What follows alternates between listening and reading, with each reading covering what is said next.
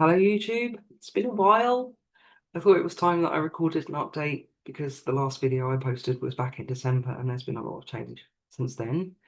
It's a very small audience here. I don't know who will get to see this, but at this point, some of you may have seen my Facebook post that I put up in the last week or so, just updating on what's been going on over the last few months. It's been an interesting time.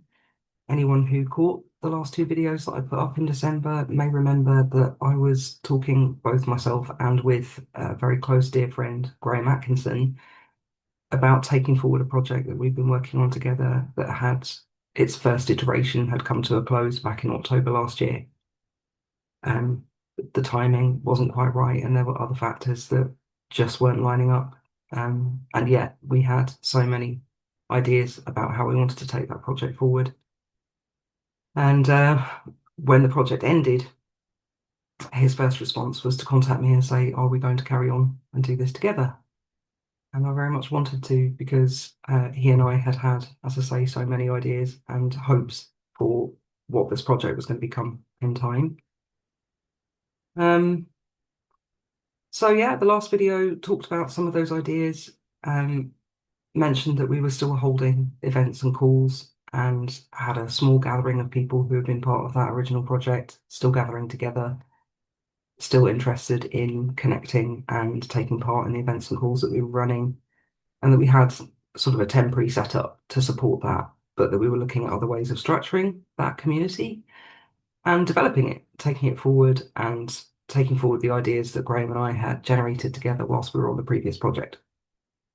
So, um, yeah, neither of us expected that within a couple of weeks of recording and posting that video, Graham was going to have a massive health decline that resulted in a rush to hospital and being diagnosed with stage 4 cancer back in January. It was a massive shock, and it looked good for a short while that he was a prime candidate because of genetic predisposition to take a particular medication that had been rolled out and was doing well with some people in helping them prolong their lifespan. And some people were looking as though they were healing, taking this medication. So he started, and at the beginning, it went really well. And in March, it looked as though he was healing because he made what looked like a rapid recovery. And then there was a massive downturn, and he declined very quickly towards the end of March. And we lost him at the end of April, which was a massive shock to everybody who knows him, not least because of the speed at which it all happened, but because he honestly is one of the most beautiful souls I ever met in my life. And I think everybody who ever met him or heard him speak has had the same response. I'd go so far as to proudly call him a soul brother. The first time I saw him, I had what I would describe as an instant recognition. He felt very familiar to me. I've had this often enough in my life to know that this feeling tends to indicate that somebody's going to become an important person in my journey. And when I first heard him speak, he made me cry because his story was powerful and he told it in a very beautiful and humble and noble way. And I won't tell his story because he's told it himself many times and again does a much better job of that than I do, including in the last video that I put up on his channel. But yeah, it was a tremendous loss to me and everybody else I know who knows him. And it also obviously stalled all the plans that he and I had discussed rolling out together for the project that we've been working on this year. So it's been nearly 3 months now, and in that time I've had to face the fact that I didn't feel like I was enough to bring this project forward without him. Um, and actually, I'm not an astrologer, although I find astrology a wonderful tool and has been incredibly helpful and supportive for me in my life. And I looked at my transits for the day that Graham passed, and there were two very, very critical transits that were activating my core wound. And my core wound is one of not feeling like I'm quite enough on my own. And so here we are, essentially my business partner for this project passes away, and I'm left holding all these plans, thinking, well, I can't do that without him because he was going to be the star of the show. Why would anyone want to hear me talking about all this stuff, little old me? So I've had to deal with that. I've had to do some healing around that.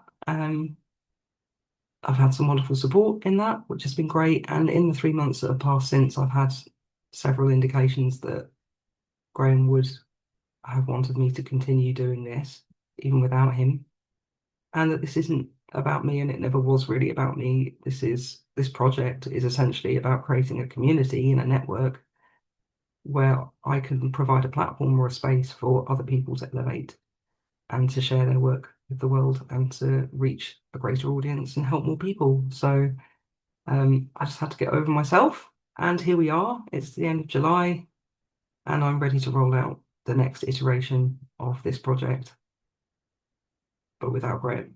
So um, the project, well, my own therapeutic services business is called Divine Balance, and we were looking for a new name for the next iteration of this project, and we decided Divine Balance and Friends would do, and that I would take this little YouTube channel, which doesn't have much going for it at this point, and turn it into Divine Balance and Friends, and then invite all of the contributors, content creators, teachers, healers, creatives within our little community to come and use this platform to share their work and to reach a greater audience. So that's what's going to happen. We currently have a little Telegram channel, and we're going to be moving that little Telegram channel to another group on Telegram under the same name, Divine Balance and Friends. And all the people who are coming with us will be signing up for a membership, just a small monthly fee, just to support me to do the admin and the prep and the planning required to keep this going. So that's being rolled out today through the various channels. And it's taken me a while to set all of this up because that stuff isn't familiar to me either. I've had to learn quite a bit.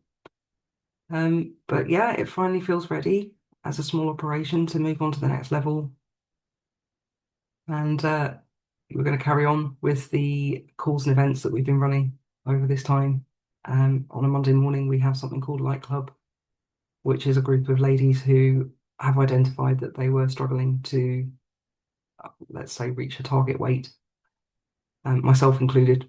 And we've been working together on this since the end of March, and all of us are starting to see results. One of our members achieved her goals within 3 months and has decided to leave because she no longer needs it, which is fantastic. So it means it really is working. I have probably lost just over a stone in that time, just from gradually building in positive, healthy habits with the support and the accountability of this lovely little group of ladies. So that's one of the things that I offer through this group. We also have my dear friend Anyo, who runs her watering hole call once a week, which is just a general chit chat for the community, but a lovely space where people can gather and open up and talk about pretty much anything. And Anya herself is a beautiful soul who I will be interviewing at some point to talk about her story and what she's planning to do work-wise and to continue to introduce to our greater project. And then I have another lovely friend, Serena Laidlaw, who is an astrologer and a tarot reader, a healer, and all sorts of other wonderful things. And she has been running a weekly call, which is now fortnightly, called Coffee and Cards, where people can come and have a card drawn and just work with their intuition to read the card for themselves, but also as a group, read cards together and work with our intuition together. And that always ends up being a wonderful chat, and people have lovely breakthroughs and feels like healing experiences during that session as well. So that's been very popular and that continues. So I'll be interviewing Serena soon, and she will be interviewing me to talk about what we hope to do going forwards with this project. But there are lots of other people in our little community who have beautiful gifts and skills and services to bring, who I'll be interviewing over time. Graham and I had produced a list of people outside our community who we wanted to reach out to with a view to an interview for a kind of a podcast, which we were going to call the Sandpit, because every time Graham and I got together to talk about these plans, we would get excitable like children, you know, that kind of energy. And it felt to me, I joked that it was like the two of us were heading off at nursery to go to the sandpit and build sandcastles together. It was that kind of vibe, very playful and expansive and joyful and silly and not too serious, whilst talking about serious subjects like health on all levels, but with an expansive mindset of none of us have the whole picture. There's not one person on this planet who has the full answer to what it is to be a healthy human being.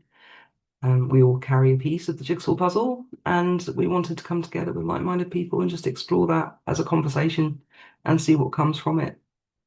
Because I think most of us agree that the current healthcare provision, although it does answer some of our needs, doesn't answer all of them. And perhaps a renaissance around that is necessary now. And who better to do that than all of us? Because we all have an opinion, we've all had our own experiences, and we all have something to bring to that conversation. So the Sandpit podcasts, interviews will happen, and it will start with our little community, and then I'll be reaching out to other people outside the community to see if they want to bring their piece to it. Um, we also have my beautiful friend Thomas Muller and Dan Shepherd, who run a retreat in Scotland, in Aberdeen, a very beautiful place where they offer their healing services. Thomas recently gave a talk on a Sunday for us for donations from our little community and answer questions from the community around the subject of nourishment and how one nourishes oneself on all levels and why one might struggle to do that because of past issues and wounding. And that was a profoundly beautiful talk. And it's sparked off an idea of Sunday school talks, which we'll be doing with other members of the community or external contributors who might want to come and talk on a specific theme on the occasional Sunday for some donations. Um, we also have the Thrive Club, which is an extension of Light Club, which is a space where people can gather once a week to talk about any goals that they've set for themselves and have support and accountability and witness and encouragement from the rest of the group. And that's something that's going to pick up again very soon. That'll be on Fridays. And I'm going to be introducing something called Heyoka Thrivers. I offer a healing treatment called Heyoka Trauma Healing, which I've recorded a video on this channel. It's a wonderful clean sweep of one's past life, not past life, past current life, trauma and wounding, and past life in some cases. And it's a beautiful process. It's rapid, it's powerful and transformational, and yet there is an ongoing process afterwards where I've noticed for some time that those who've done that with me might benefit from having a space where they could come to regularly and just open up about those deeper subjects and feel comfortable to do so. So I'll be introducing a call on that and inviting, as again, the other contributors in our community to put forth their own services within this as well. So it just feels like a lovely collaboration of people coming together who want to see improvements in our world in terms of how we view and how we do health. Again, on all levels, not just the physical, but the non-physical. Um, and also, we're going to be doing a panel style Q&A affair, which will be called the Round Table. And the idea of that is that there's no one expert or guru within our community who thinks they have all the answers. We're all pretty humble people here. And yet all of us have some perspective or opinion to offer. And so semi-regularly, we're going to be hosting roundtable style Q&As where there's a panel of members from the community who will open a Zoom and answer questions from the rest of the community or anyone else who wants to jump on. So looking forward to that as well. And that's just a taste really of some of the ideas that we're going to be bringing forth. If any of this sounds of interest, then please stay tuned because there'll be videos and interviews to come with some of these contributors so that you can get a feel for the characters there and decide if they feel like soul family to you, because I think really that's what it's about these days. There's an information overload out there. There's a lot of people out there with opinions and things to say who are claiming to be experts and gurus and saying that they have all the answers. And I think it becomes increasingly important for all of us to tune into our own inner guidance and determine for ourselves what's relevant for us and what isn't. And that includes feeling in for your response to that information or to the person who's delivering that information. using your discernment, does this person feel like that they're focused on expansion? Do you feel expansive when you listen to what they're saying? Or does the content that they're bringing make you feel fearful and restricted and constricted?